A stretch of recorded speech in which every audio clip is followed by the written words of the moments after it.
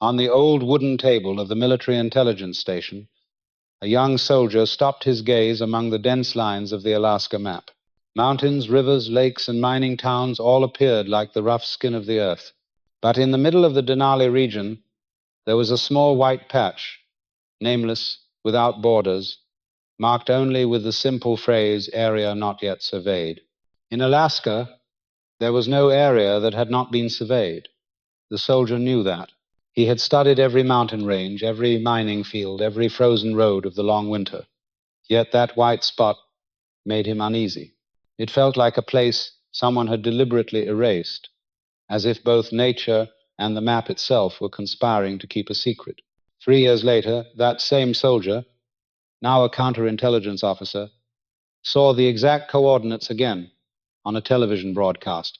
A nuclear explosion in China had shaken the deep layers of the Earth all the way to Alaska, and the seismic radar revealed a strange formation, a pyramid-shaped mass buried more than 100 feet underground. The anchor spoke quickly. The map flashed for only a moment, and then the report disappeared. No replay, no archive, as if it had never existed. If there truly was a black pyramid beneath Alaska's ice and snow, what was it? Who had built it? And why had every trace of it been erased from human memory?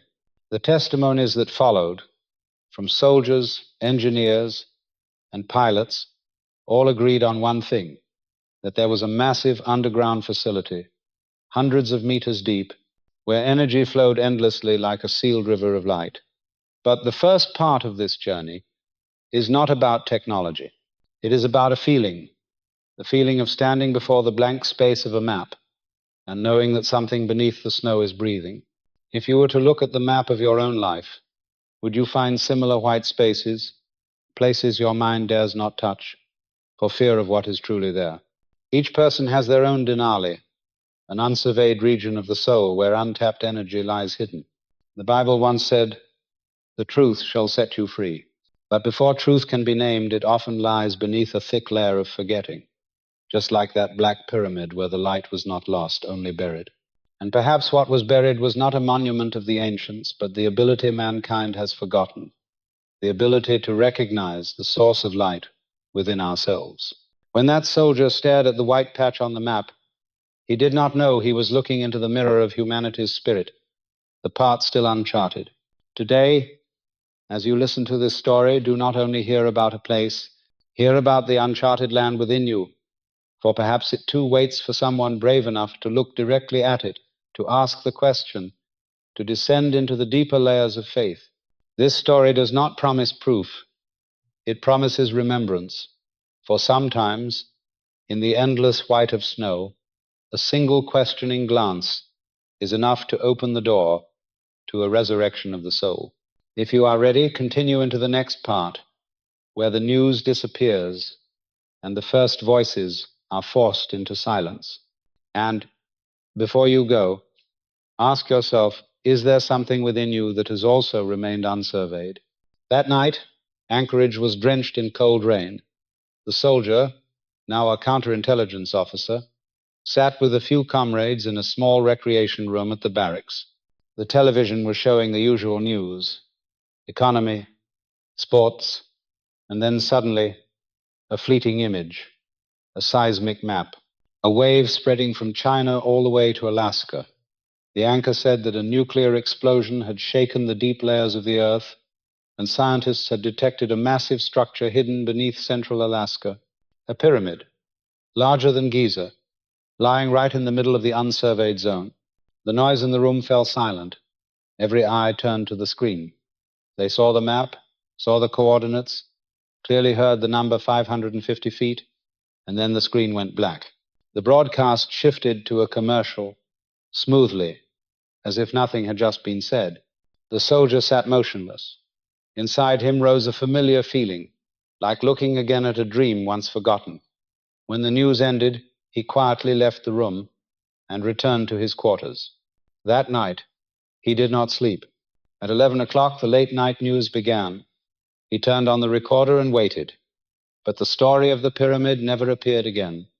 No image, no explanation. The next morning, he called his comrades, the ones who had watched with him. All confirmed they had seen it. But by noon, when he asked again, a few began to hesitate.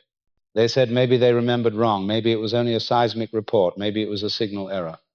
Human memory always bends under fear. Unwilling to let it go, he took his military identification card and went to the local TV station. In the brightly lit office, the manager said there was no such news, no record of it in their archives. The man smiled politely but avoided his gaze. As the officer was about to leave, a young employee approached him and whispered, "It was real. I edited that segment last night." But right after it aired, two men in black came. They ordered the director to surrender all the tapes and delete the story from the schedule. They said it was a matter of national security, and we were told never to mention it again. The young man's voice trembled. He knew he could lose his job. The soldier placed a hand on his shoulder, nodded, and walked out. The wind from Denali blew sharp as metal. From that moment, he understood one thing. Silence is also a language. When a truth is forced into silence, it begins to live its own life, slipping through the memories of those who once saw, once heard, once believed. That night, he wrote everything down in his classified notebook. Date, month, news report about underground structure in Alaska, removed. Station confirms tapes, confiscated. Reason, national security. The lines were steady and cold, but between them trembled the fear of a man seeing the first crack in the wall of silence. In an age of confusion, truth no longer vanishes by fire, but by forgetting. They do not need to burn the evidence, only to make the crowd stop speaking of it. Some broadcasts do not disappear from the world. They disappear from memory. And perhaps that is the more frightening kind of erasure. In the Bible, God says to the prophet Daniel, "Seal up the words of this prophecy until the time of the end." Perhaps some truths remain sealed, not because humanity is not intelligent enough to understand, but because it is not humble enough to face them. The soldier did not know whether he had touched prophecy or only military secrecy. He knew only this: a light had flared and then been extinguished too quickly. But once the human eye has seen, memory can never be fully erased. It remains hidden in the white space of the map, waiting to be uncovered. And perhaps within each of us, there is also a broadcast that has been deleted, a truth the soul once knew, but the world has forced us to forget. If the previous part was a question, then this is the reminder. Truth never dies. It only waits for someone brave enough to press play on the confiscated tape. When you are ready, we will go deeper into the place of locked files, where the men in black guard the doorway leading to the Black Pyramid. The hallway smelled of dust and old paper. Doug Muchler stood still for a moment, letting the chill of the building sink into his uniform. He had returned to the local news station once more, pretending to be calm. The sun outside had already slipped behind the Alaskan peaks, leaving a dull gray light that made the glass doors look like mirrors. Inside, the air was heavy with silence. The same young employee who had whispered to him before was gone. The secretary nodded politely, then looked away as if she had been warned not to ask questions. Doug could feel it, the kind of silence that comes when everyone knows something but no one dares to speak. He moved down the corridor toward the records room, his boots echoing softly against the linoleum floor. Behind each closed door were machines still humming, editors still typing, and screens still glowing with the noise of the world. But here, in this wing, it felt like the world had stopped breathing. The cabinet that once held the evening broadcasts was empty. The tape marked local news 6 p.m. November was missing. A space remained, like a wound in the metal. He stared at it for a long time. When truth is erased, it doesn't vanish. It leaves a hollow space, a mark that aches to be filled. Doug knew the protocol. When something disappears this cleanly, it means the order didn't come from the station, it came from higher up. Military intelligence had methods for erasing noise. You didn't destroy the evidence. You made it unbelievable. He walked out of the building and into the cold. Snow began to fall, soft, silent, indifferent. The sky above Anchorage was a pale field of gray, empty of stars. He whispered a prayer, not because he was afraid, but because he understood that once you witness a secret, it becomes a part of you. A week later, he was called back to Fort Richardson. Nothing in the official files mentioned the pyramid. But whispers began to move through the base soldiers, talking about strange readings, missing radio transmissions, flights redirected at the last minute. A rumor is a seed. Once planted in silence, it grows fast. Doug's superior warned him not to chase shadows.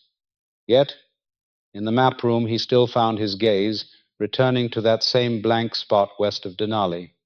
He felt as if the land itself was calling him back. It wasn't curiosity anymore, it was gravity. The unknown had weight, and it was pulling him downward. That night he dreamed of standing on a frozen plain. The wind carved lines in the snow like ancient script.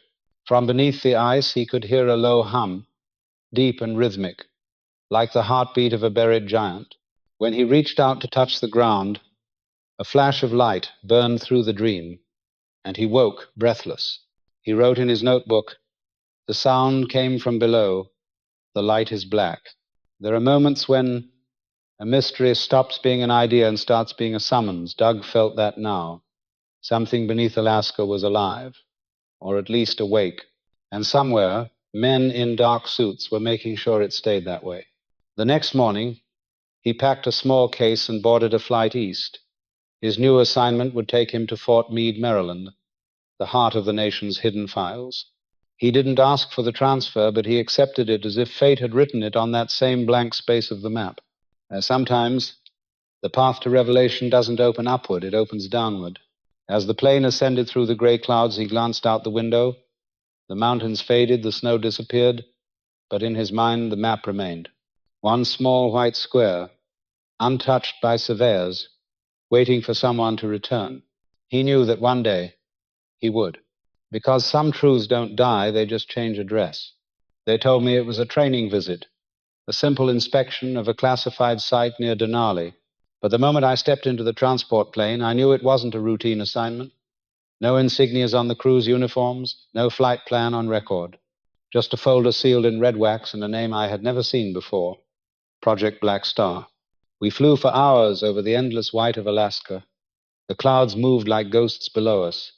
I kept looking out the small circular window, trying to match the terrain with what I remembered from the maps. Then I saw it, the same blank patch of land, wide and untouched, a scar of whiteness stretching across the wilderness. The pilot gave no announcement, but I felt the descent begin. When the wheels touched the ice, the engines didn't power down. The door opened into the blinding light. Cold rushed in, sharp as glass. Men with no badges waited beside a single concrete structure, no larger than a storage shed. One of them motioned for me to follow. No words, no introductions. Inside the shed was an elevator. Steel walls, a grated floor, one red button. The man beside me turned the key, pressed the button, and the platform began to sink. I heard the metallic groan of gears, the hum of electricity running through the shaft. The light above us disappeared until there was only darkness. I lost track of time. 5 minutes, 10, maybe more. My ears popped. The air grew warmer, denser, filled with a faint metallic smell, like rain on iron. Then a soft vibration through the soles of my boots. A pulse, slow, deep. It didn't feel mechanical, it felt alive. When the elevator stopped, the gate slid open with a hiss. Fluorescent lights flickered on, revealing a corridor that stretched far into the earth. The walls were smooth concrete, painted the color of bone. Doors lined both sides, marked only by numbers. I could hear voices somewhere in the distance, muffled, careful. The man in black gestured for me to walk. My footsteps echoed. The deeper we went, the stronger the pulse became. It matched my heartbeat until I couldn't tell which was which. We reached a massive door 15 feet high, steel thick as armor. The guard lifted a red phone from the wall and muttered a code. Then came the sound of locks disengaging. One after another. The door opened. A current of warm air swept over us, carrying a faint hum that vibrated in my chest. Beyond the doorway was a cavern so vast it stole my breath. The ceiling vanished into shadow. Along the walls, lights traced angular lines that converged toward the center, where something impossibly dark stood waiting. The pyramid. It wasn't stone. It wasn't metal. It was something in between, smooth and dull, absorbing every beam of light that touched it. The air shimmered around it like heat rising from the desert. And yet, this was the cold heart of Alaska. I took a step forward. The floor hummed beneath my boots. The man beside me spoke for the first time. "Don't get too close," he said quietly. "It reacts." "Reacts to what?" I asked. "To everything." He led me along a narrow walkway that circled the structure. At each corner, glass rooms glowed faintly, control stations filled with instruments I didn't recognize.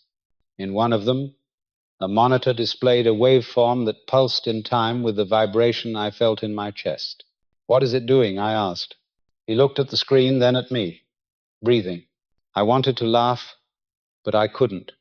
The sound that filled the chamber wasn't mechanical. It was rhythmic, steady, ancient, a slow exhale of the earth itself. I reached the far side of the platform and stopped. The pyramid's surface rippled, just slightly, as if acknowledging my presence. A reflection, black within black, stared back at me. For a moment, I thought I saw movement inside, like shapes turning in liquid shadow. Something whispered not through the air, but directly inside my head. Words I couldn't understand. A language made of vibration. I stepped back, heart racing. The man in black said nothing. He only watched me, the way a scientist watches a test subject. That night, in the quarters they assigned me underground, I wrote in my notebook, "The light here is alive. It speaks in silence." I didn't sleep. How could I? Once you have seen the darkness breathe, you begin to wonder whether the light above has been breathing all along, and we were simply too loud to hear it.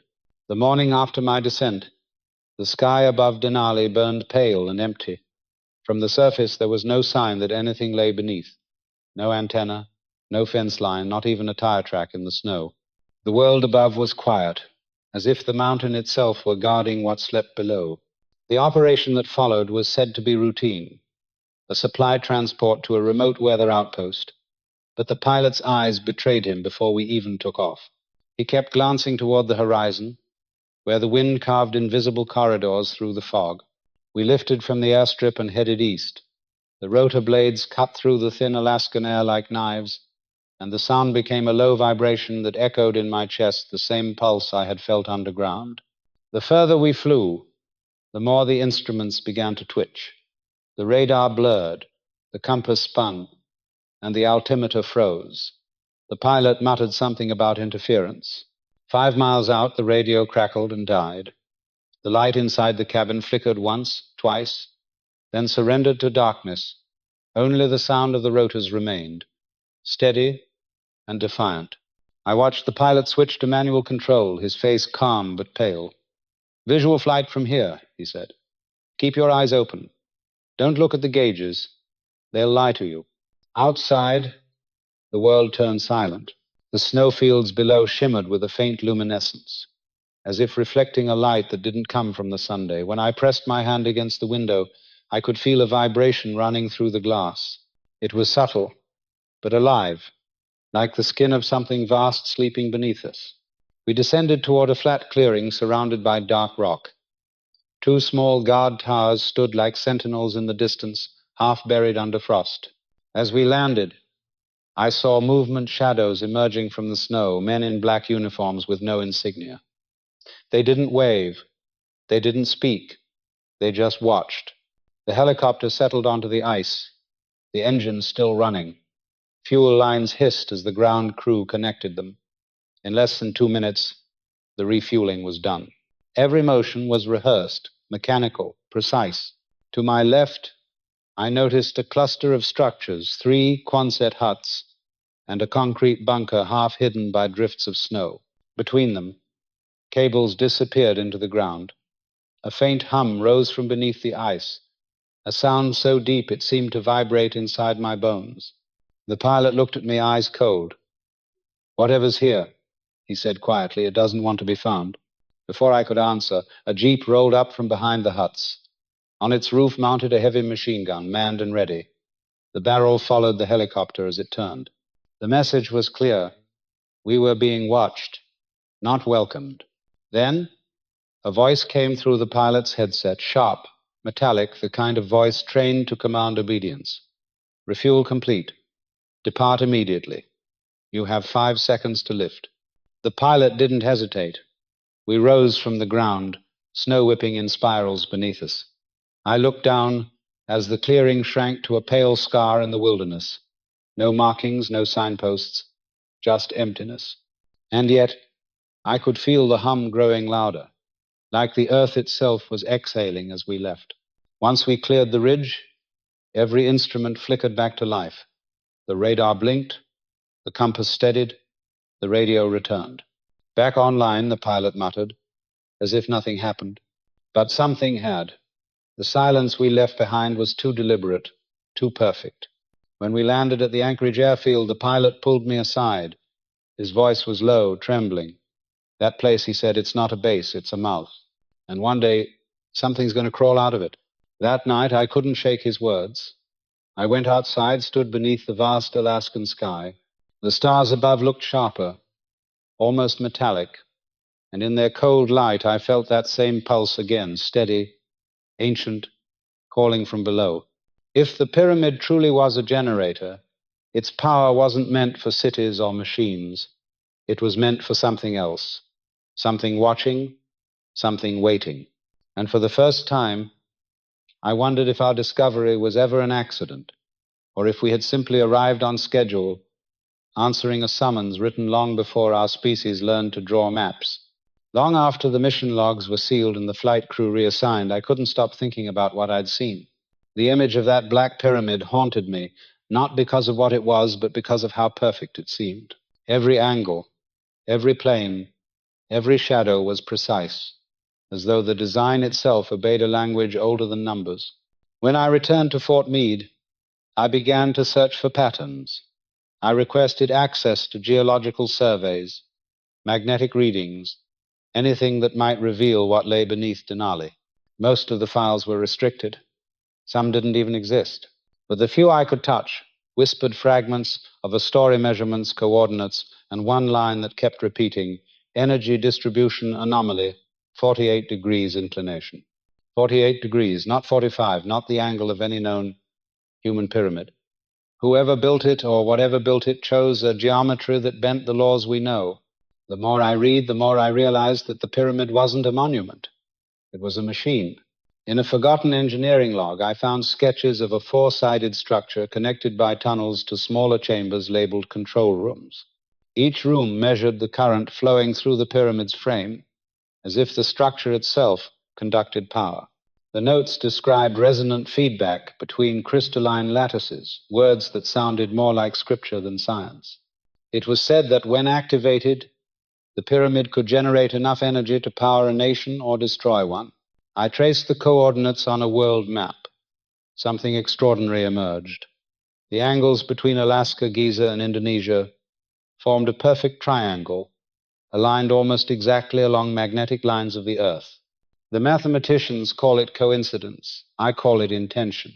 What if these were not isolated monuments, but nodes of a vast planetary grid, a design meant to circulate energy through the bones of the Earth itself, a pulse beneath continents, a current of light hidden beneath mountains and deserts? Somewhere in the archives, I found an old report by an engineer named Marty Johnson. He described building a small replica of the pyramid from aluminum, running a low voltage through it, and watching the energy amplify itself until it powered his entire home.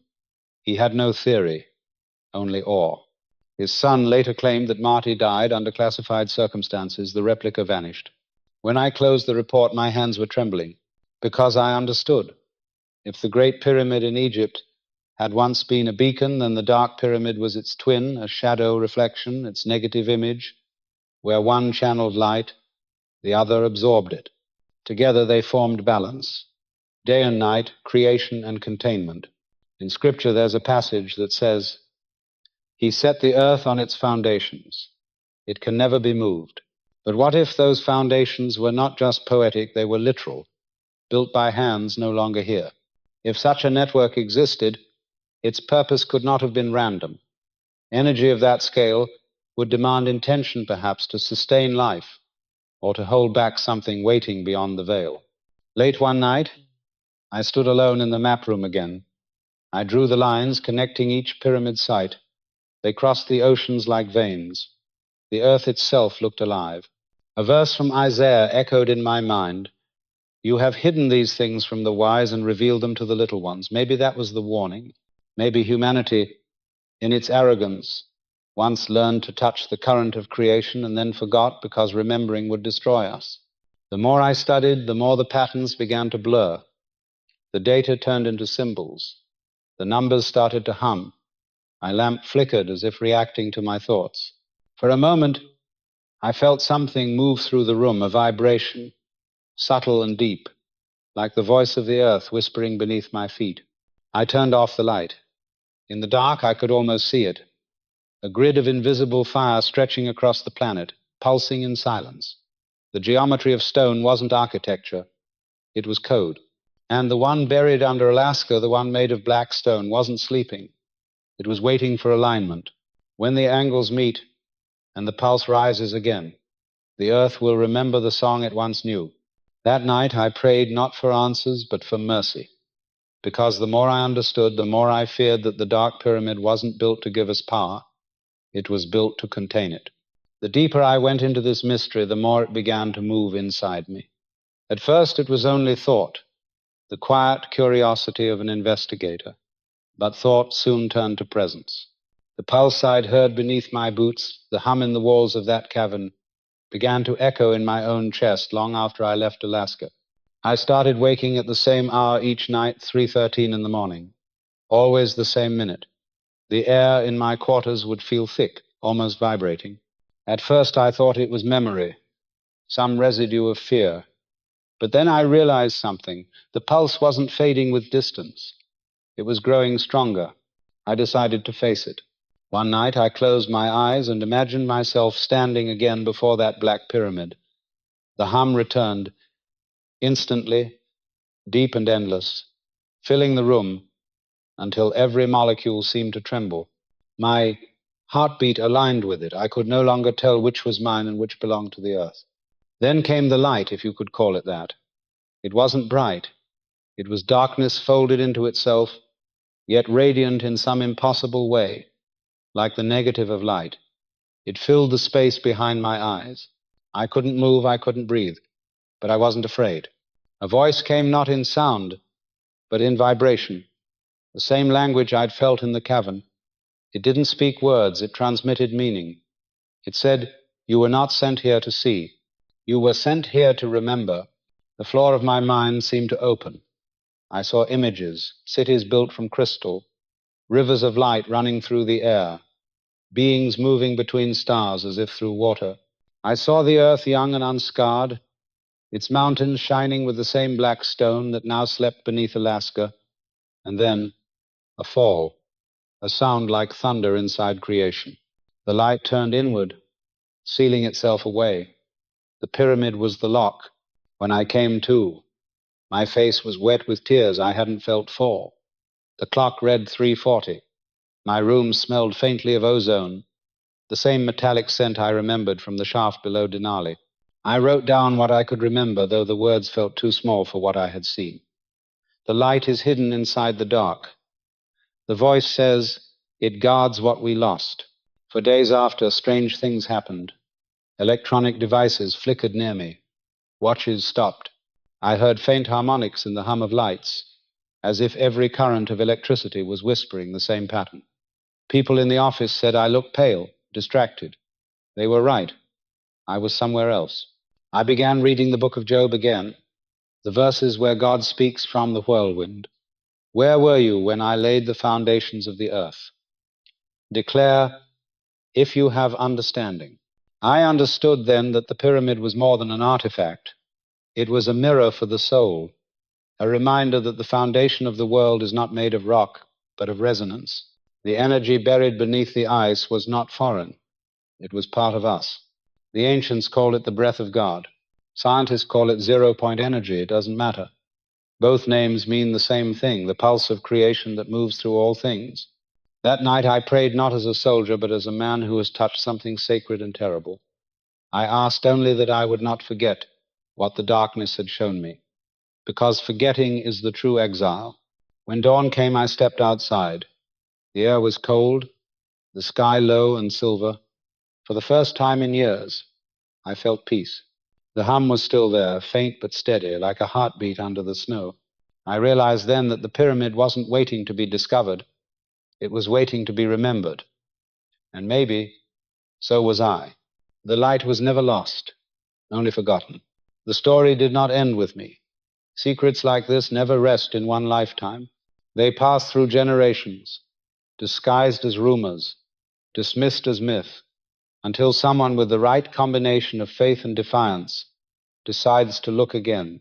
Years after my service ended, another name began to surface among those who chased forbidden geography. Bruce Pearson, his father, Lee, had once flown into that same silent zone east of Denali.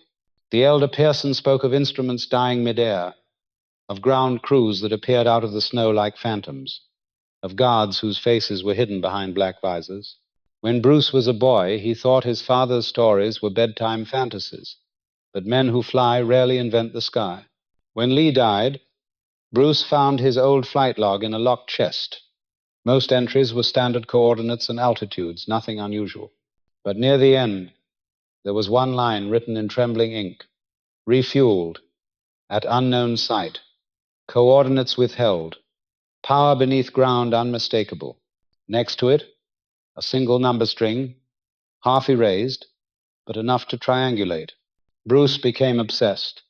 He sold what little he had, packed a camera, and traveled north. The locals at the airfield laughed when he mentioned a hidden pyramid. Yet one older mechanic grew quiet. "You're not the first," he said, "but most don't come back the same."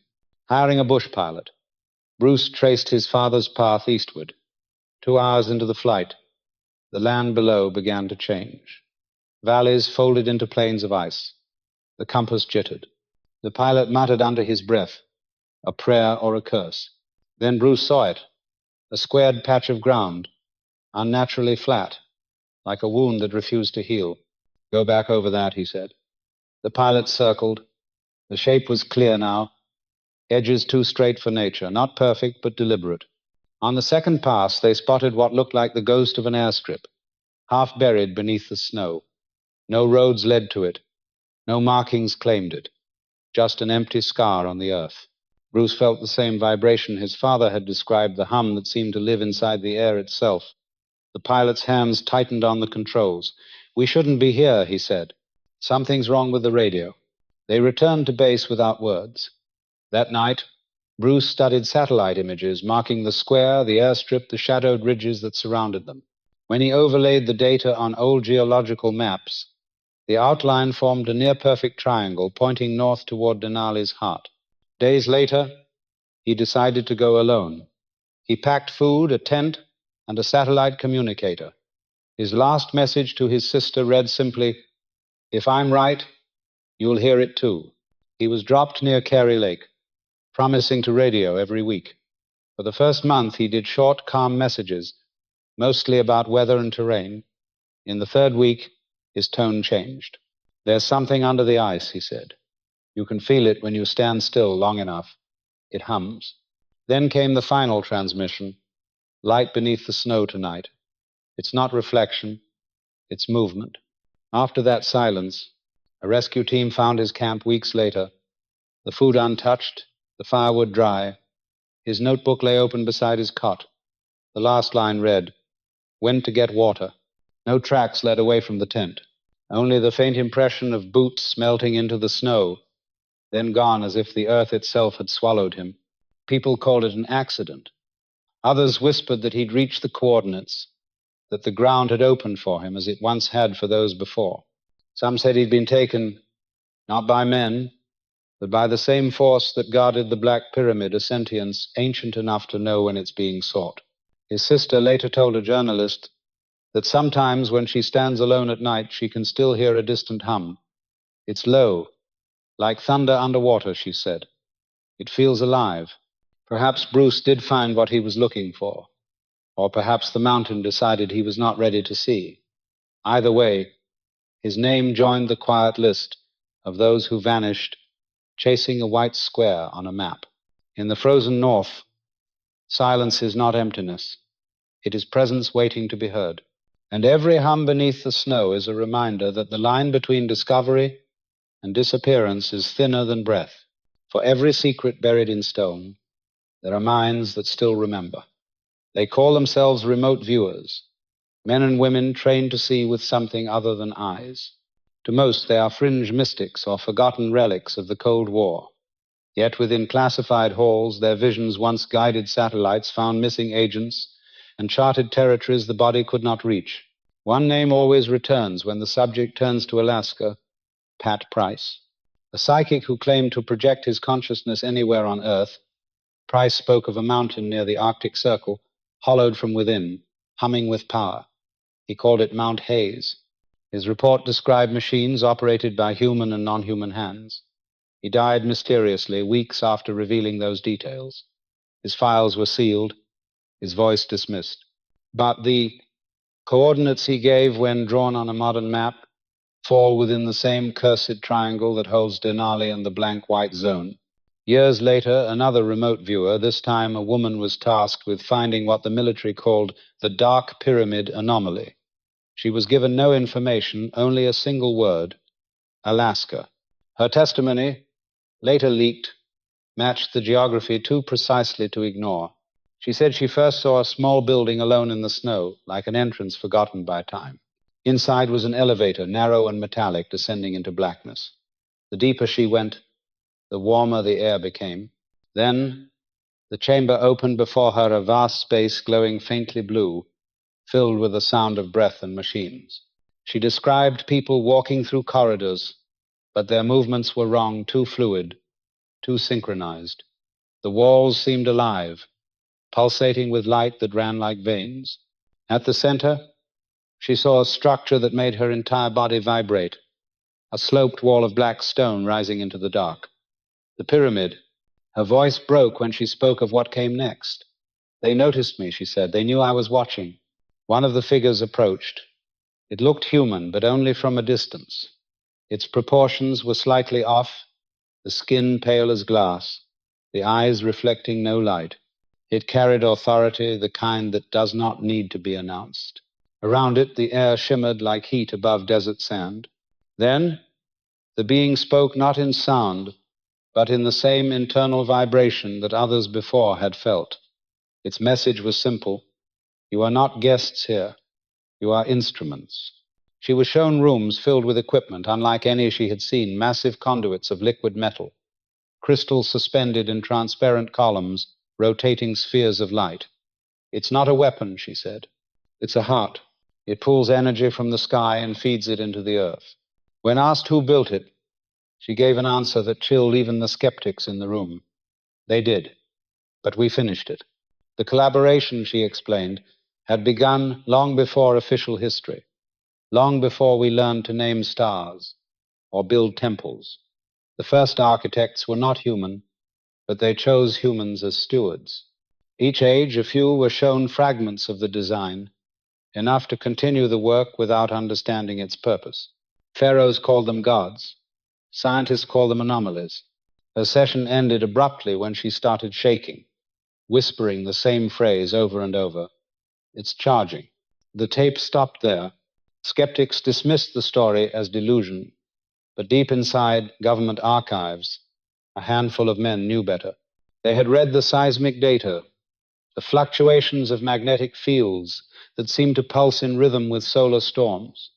The energy rising from beneath Denali matched the cycle of the sun itself. If the pyramid truly was an energy device, then the unseen architects had built a system not just for Earth, but for the heavens, a bridge between the fire above and the stone below. In Genesis, it is written that Jacob dreamed of a ladder set upon the earth, reaching to heaven, with angels ascending and descending upon it. Perhaps that ladder was never meant to be climbed. Perhaps it was meant to conduct. Somewhere deep under the ice, the architects still work. Not in flesh, not in shadow, but in frequency, in the hum that travels through the bones of the world, calling to anyone who dares to listen, and those who listen too closely rarely return unchanged. By the time the story reached its end, the facts had twisted into legend. Witnesses vanished, tapes were erased, and the ground itself seemed to conspire against those who tried to measure it. The Dark Pyramid was no longer a location on a map. It had become a question written into the fabric of belief. Was it ever truly buried beneath Alaska? Or was it buried within us, the memory of something we once understood but no longer dare to speak? Doug Muchler grew old carrying that question. He no longer wore a uniform. His medals gathered dust in a drawer. But some nights, when the world was quiet enough, he could still feel the hum rising through the soles of his feet, pulsing faintly like a heartbeat beneath the earth. He remembered the faces of those who had tried to uncover the secret. Marty Johnson, who built the miniature pyramid that glowed brighter than it should. Lee and Bruce Pearson, the father and son swallowed by the same silence. The nameless remote viewer who claimed to have spoken with something not quite human. Their stories formed a constellation of half-truths, faint stars drawing an outline no one dared to trace. One evening, Doug stood by the frozen river outside Anchorage. The northern lights stretched across the sky like a living tapestry, green and violet streams twisting above the mountains. He had seen them 100 times before, but this night they moved differently. They gathered into a shape he almost recognized, a triangle of light descending, then dissolving. He whispered into the wind, "Are you still there?" And in that moment he felt it the answer, not in words, but in warmth, a vibration, subtle and steady, rising through the frozen ground into his bones. It wasn't power. It wasn't fear. It was memory. He realized that the pyramid's true purpose had never been about generating energy for machines or fueling civilizations. It was built to remind creation of itself, to connect what is above to what is below, to hold together the unseen geometry between heaven and earth. Maybe that was the reason it was hidden. Mankind always seeks to possess what should only be received. The architects had given us a mirror, and we tried to turn it into a weapon. The prophets warned of such pride. "You are gods," the psalm says, "but you will die like mere men." We built towers of steel and data, searching for light in the heavens, forgetting that light had always lived within. Doug knelt in the snow. His breath rose like smoke into the cold air. He felt the weight of years, but also a quiet peace. The hum within the ground was not just below Denali, it was everywhere. In the rustle of wind through pine, in the slow rhythm of the river beneath its icy skin, in the pulse of his own heart. He closed his eyes and understood. The pyramid was not calling for explorers. It was calling for remembrance. It was the earth's prayer back to its maker. And maybe that was why so many who found it were never seen again. You cannot look directly into the source of creation without becoming part of it.